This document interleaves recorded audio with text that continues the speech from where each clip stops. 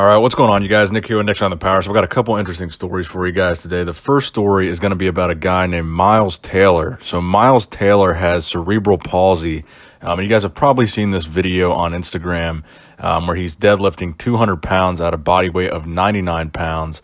And again, he has cerebral palsy. So this was an interesting video, and it ended up getting about 500,000 views. And it got a lot of attention. So I'm going to go ahead and roll that video for you guys right here.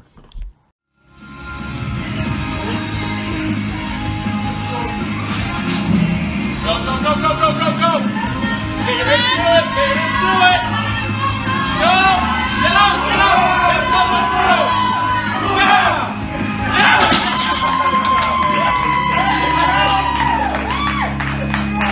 There you go! Good job!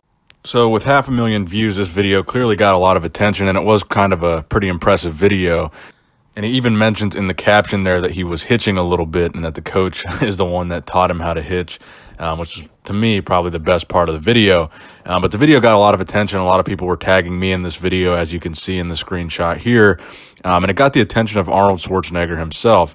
So Arnold left a comment from his official Instagram page saying, "Hey, Miles, I don't know if you plan on going to the Arnold Sports Festival, but I want to invite you and your trainer to be my guests. I always say fitness is for everyone, and you prove it. Send me a message."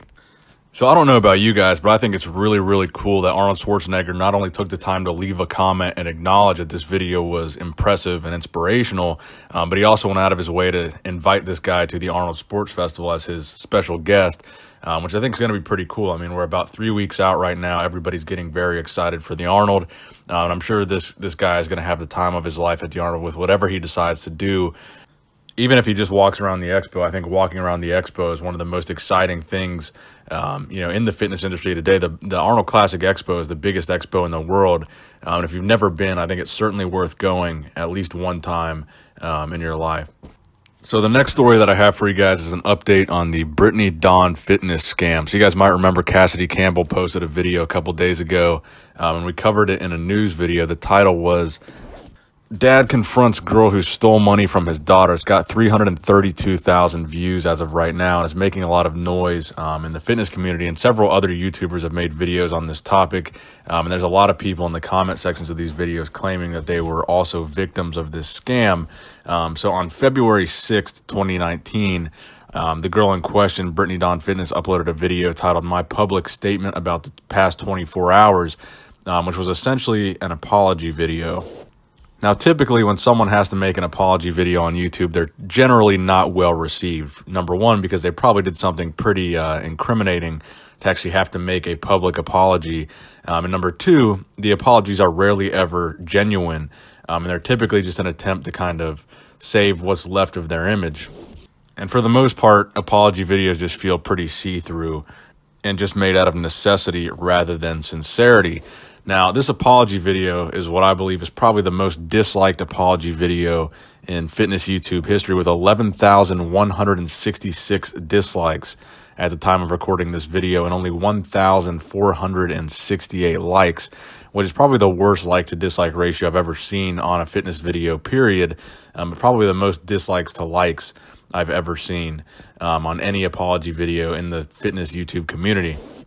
So why exactly was this video so poorly received? Well, I think based on the number of comments on this video, the number of actual reviews on her Yelp page, and also the number of complaints with the Better Business Bureau, probably because there's a lot of people that she actually did scam and actually were ripped off, or at least felt that they were ripped off, at least based on the large number of comments that are saying that. Then if you go and look at the actual comment section, most of the comments are saying people saying they want their money back. But one of the comments actually says, "Everyone, please be aware she's trying to make people sign an NDA, which is a non-disclosure agreement. If you want a refund, do not do this. You are all giving up your legal rights to not only talk about the situation, but to pursue a class action lawsuit. Do not do it. She has no legal right to ask you to do this." So that's an interesting point about only giving refunds if you sign an NDA, which seems like a pretty slimy thing to do. Now, I also saw a comment that said not only is she making people sign these NDAs, but it also claimed that she's not even giving full refunds. She's only giving quarter or half refunds. So you're not even getting all of your money back, according to the comments in the comment section.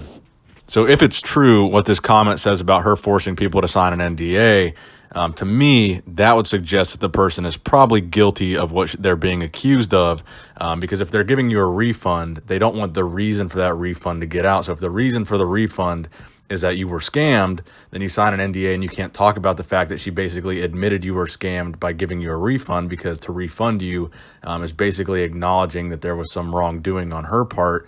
The fact that she would make you sign an NDA would suggest that she's probably guilty of all the things that these people are accusing her of. Now, the other reason why I think this video was so poorly received is not only the insincerity, but the blatant insincerity, because the entire video, she was reading directly off of her phone. So she literally typed out a script and read it on her phone on screen. So in many cases, these apology videos will be scripted or maybe memorizing some lines, but typically people aren't stupid enough to actually show themselves reading off their phone the apology message that they typed in their notepad on their phone. It's so insincere and so not genuine to just read an apology rather than sit there and actually give a heartfelt, off the top of your head apology. To actually type something out and then read it on screen is just very robotic and very transparent, and probably a pretty stupid move if you're trying to repair your image. So again, if you want to learn more about exactly what these claims are against this girl, I would encourage you guys to check out Cassidy Campbell's video. I'm going to link it in the description box below, and I'm going to play another clip from it right here. But he goes into pretty good detail of all the claims that are levied against this girl and essentially what the situation is. Excuse me, I have a question. Yeah. You look familiar. Yeah? You look like you stole my daughter's money. Are you kidding me? I ain't kidding you. Yep, you took $200. Hey, this woman took $200 from my daughter. I'm gonna ask you later. Can I get my money back before I file a complaint on her? It ain't nothing with you, but the fact that she stole $200 from my daughter from her fitness plan, blocked her on Instagram. I'm gonna need you to step And out why of she my hiding booth. back there if she can't handle it? I'm gonna need you to step out of the booth. All right, sir, because I'm about to call the police if I don't get my $200 back. Hey, I'm gonna call the police if you don't step out of my fucking booth. Well, I better get my money back. I want to talk to her. Well, you're not gonna talk to her.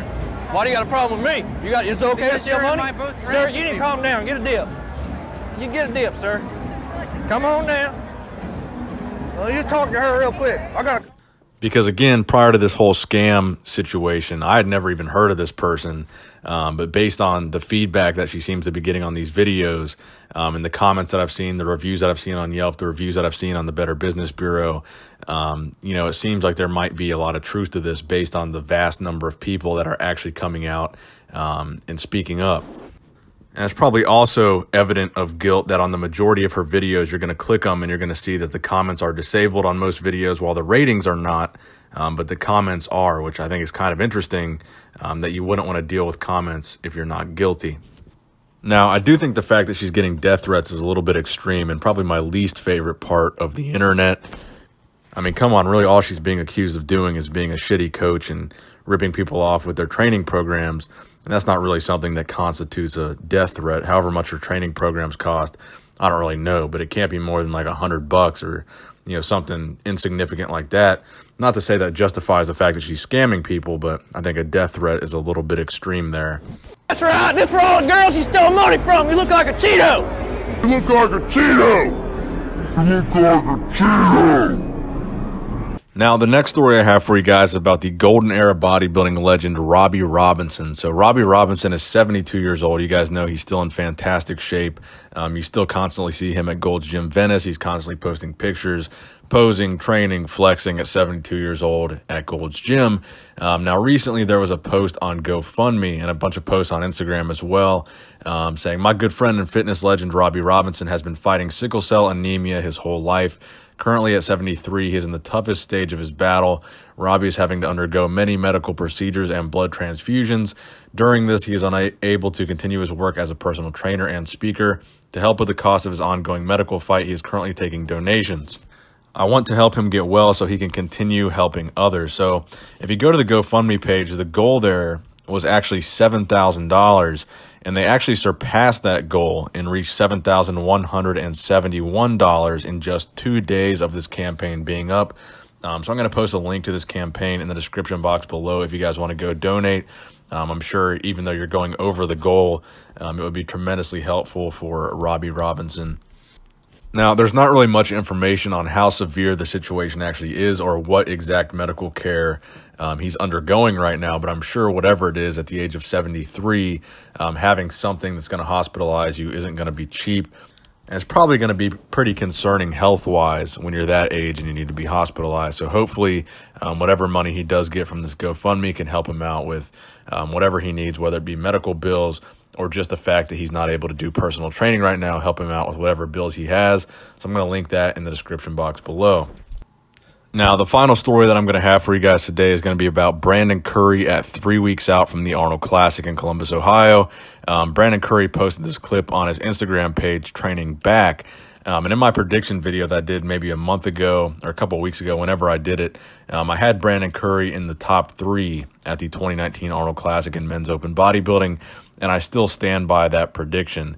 I mean, in this video, his back looks pretty insane, and his conditioning looks good as well. And I think Brandon Curry, he would have to really screw things up to not be in the top 3 here. I think he's certainly a top 3 guy at this 2019 Arnold Classic, and he could be a threat to actually win the Arnold Classic in Columbus, Ohio. He's looking fantastic, and I think this back training video is certainly evident of that. So that's the video for today, guys. I hope you enjoyed it. Please give it a thumbs up if you did enjoy it. Make sure you subscribe to my channel if you have not subscribed already. And thank you guys for watching the video. Nick Strength and Power, signing out.